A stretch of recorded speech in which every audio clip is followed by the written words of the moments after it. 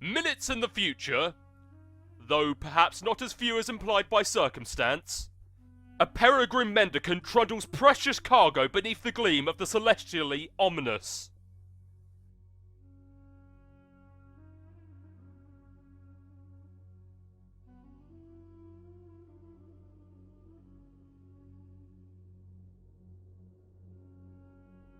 Maybe you should go outside and get some sun.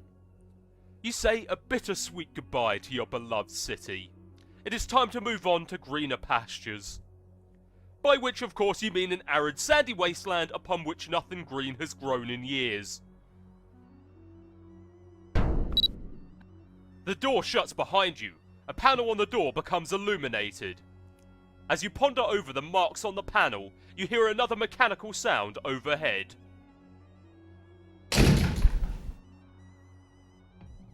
The LCD panel appears to have a touchscreen interface.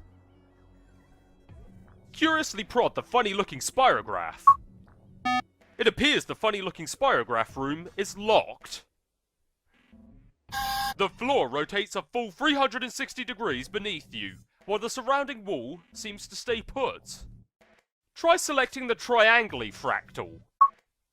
The triangly fractal room does not appear to be locked. The floor turns 120 degrees and the door opens. You go through the door to find another room. It's the same size as the other one you just wasted all of that time in, while a clock was ticking down to something which may or may not have been your doom. Maybe there is something in here that will help you escape. Against the wall there is another perplexing contraption. Against the opposite wall is some sort of control panel which catches your eye. It has two large screens, but only one appears to be active. There are fields for numbers which appear to be modifiable with the dials to the right. Some numbers are already supplied by default, perhaps entered by the previous user. There are a few buttons below, the largest one bearing the symbol marking this room. Also, it looks like there is a meter stick propped up there for some reason. Attach your trusty knife to the meter stick. You immediately craft a measuring spear through possibly the most advanced form of alchemy employed thus far. This is obviously the most important thing to do first. Obviously, or it would obviously be the most important thing to do had you remembered to bring your trusty knife.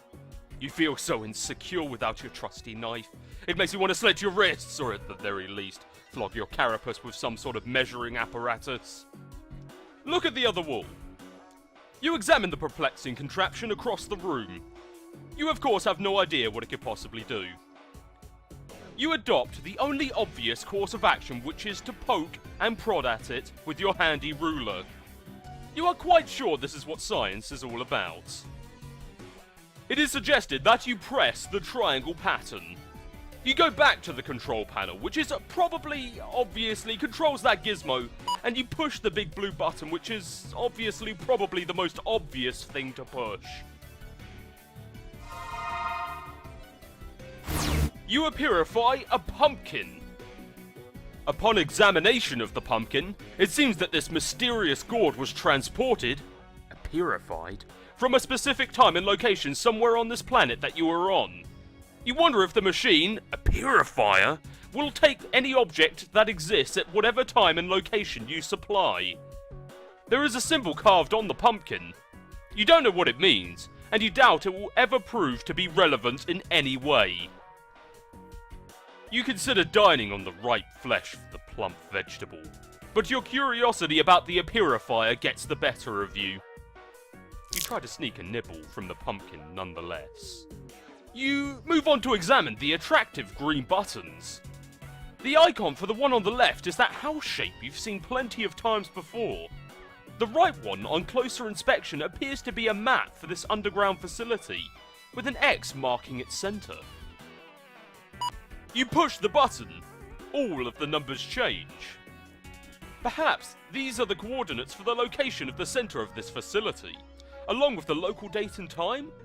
If this is the case, it would make a useful reference point for your current bearings. One way to find out would be to attempt to appearify something from this facility.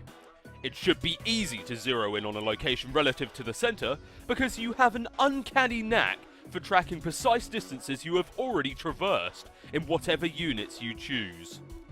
Your handy ruler gives you a good clue as to the basic unit of human measurement. You will go with that.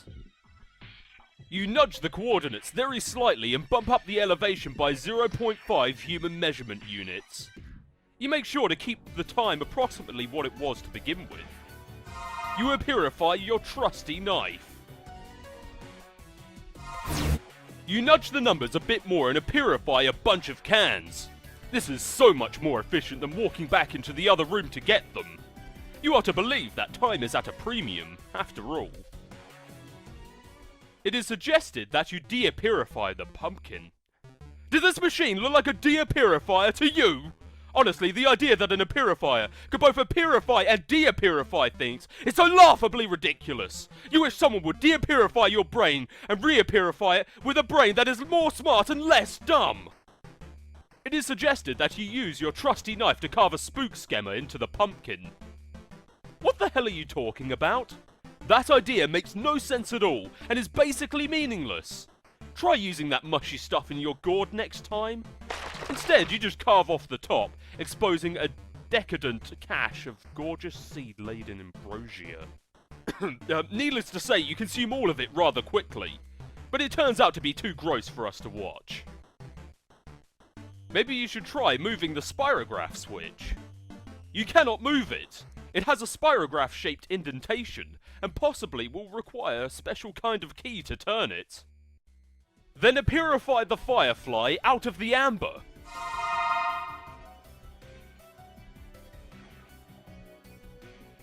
You release your blinky new friend. You will give her a name when something suitably whimsical occurs to you. Adjust the time dial to purify the rotten pumpkin. You and Serenity consider new ways to waste more time with the purifier.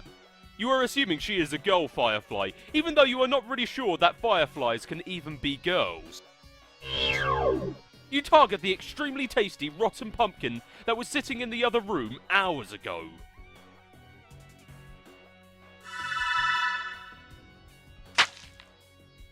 It seems the purifier cannot purify something if it will create a time paradox.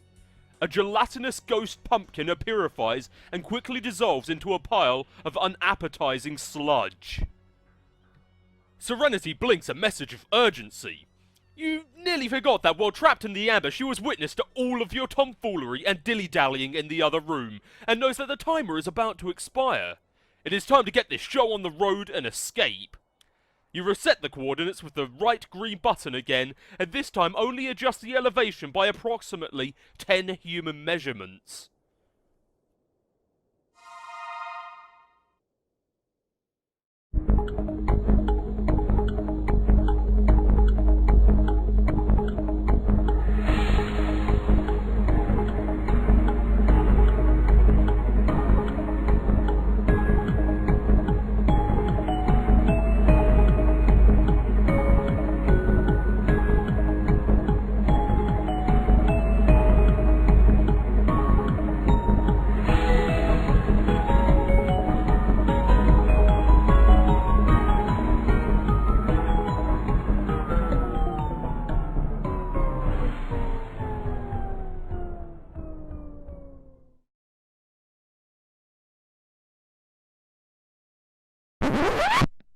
You attempt the rare and highly dangerous 5 times cliffhanger combo, and fail.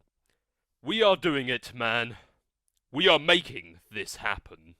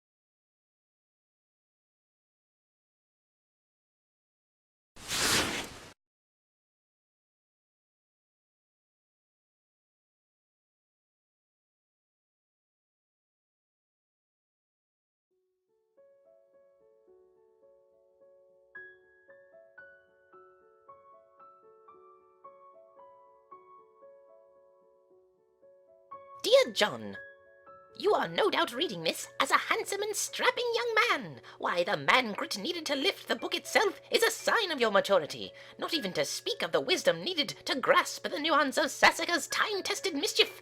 I am so proud of you, grandson. How I wish I could have delivered this heirloom to you in the flesh, but I am afraid it wasn't in the cards. For you see, John, like you, this book must yet take a journey. Its journey will end on the final day of my life, and even then will continue some, though I suppose that will be up to your father. Perhaps he will discuss it with you one day when he and you are ready. But it is your journey I am writing about to wish you luck.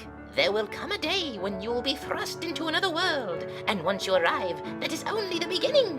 You will soon delve even deeper into a realm of warring royalty in a timeless expanse, a realm of agents and exiles and consorts and colonel sprites, of toiling underlings and slumbering denizens, a realm where four will gather, the heir of breath, the seer of light, the knight of time, and witch of space, and together they will ascend.